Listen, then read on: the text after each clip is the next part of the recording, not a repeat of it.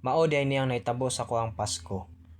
Gamay ra kay picture kay wala kay ko ka picture tungod sa kalingaw na kog dula-dula kay naay premyo nga kwarta man. Mao ni naay exchange gift nga naitabo sa mga bata sa kuang mga pagumangkon, manghod, igagaw og niapil na lang pug ko kay lami man ni kaon. Mao to nag Christmas party na.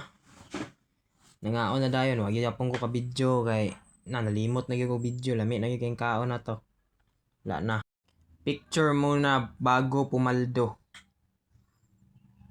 Kining pictura paldo na tani. Uban na tong manghod labaw po ni paldo na ni. So mao din atong pinaskuhan no. Kadawat ta og kwarta.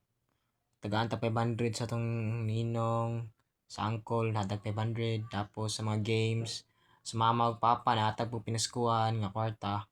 Sumaot to nidagan siya 3K pero isa ra ka semana hurot kay apong kwarta ha. Mao ra gyud ni ako na picture nga pagkaon atong Pasko ha. Transition ta December 28 nag-family reunion mi dire.